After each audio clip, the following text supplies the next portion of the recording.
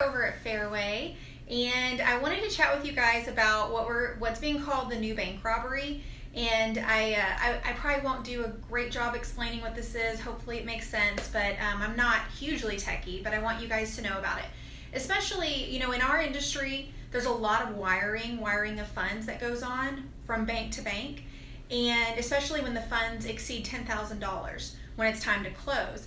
And so it has to do with that. But if you're needing to wire anything for any reason at all, if you're having to wire funds because you're buying a car, you're having to wire funds for whatever, you want to make sure that you're watching the issue that I'm about to tell you about. So there are hackers out there, and again, I'm not a techie person, so if I say things wrong, please forgive me.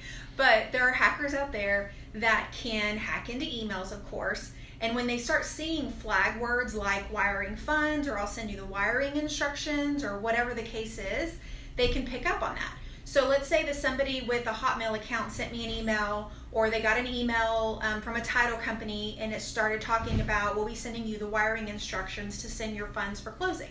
Well, they're picking up on those hot words, and maybe they have intercepted through your Hotmail or through your Gmail or whatever it is.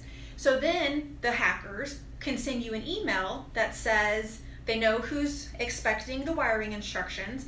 They can send an email and make it look like it's from the mortgage company, or make it look like it's from the title company, because they've seen that email come through your email as well.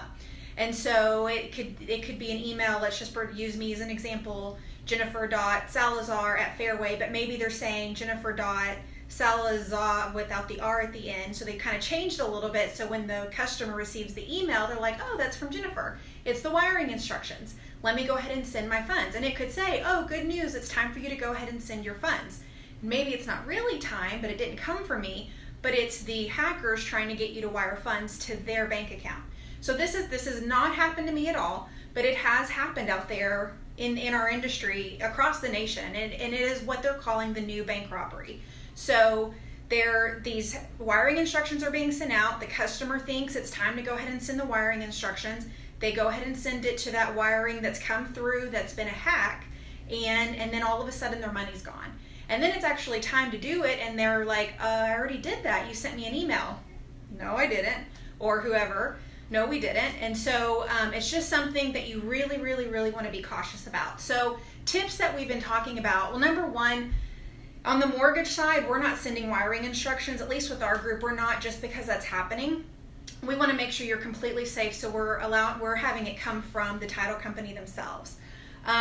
Number two, when you get wiring instructions, it wouldn't be a bad idea to pick up the phone, and I'm actually telling all of my customers to pick up the phone and call the title company with the phone number that you've been given from your realtor or from the mortgage company, not the phone number that may show up on that email, because they may make it look like that phone number, they may have a signature on there with a phone number that you can call and verify, but it's still coming from the hacker. So you want to use a phone number that is truly their phone number. So call and talk to somebody at the title company and say, hey, just want to confirm your wiring instructions. This is the account number I'm sending it to. This is the routing number that it's going to, whatever that is. That way you can double, triple verify that you're sending it to the right person. We're trying, when the funds are under $10,000, it's usually pretty easy to just have somebody do a cashier's check, because cashier's checks have become the easiest form of payment when it comes to houses.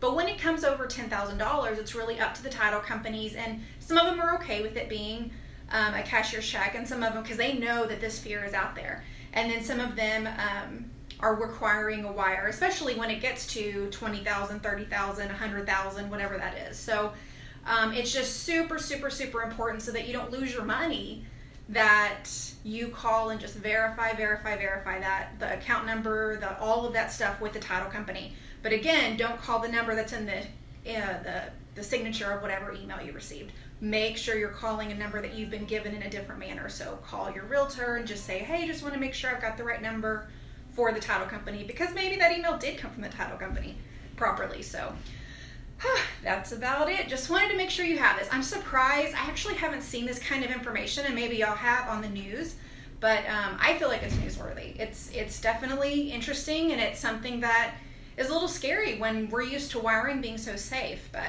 it's definitely, people are still hacking into emails, and I just hate that people do those terrible horrible things. But anyways, call me if you have any questions. Don't get caught with that. And I hope you guys are having a great, what is today? Tuesday. I'll talk to you later. Bye.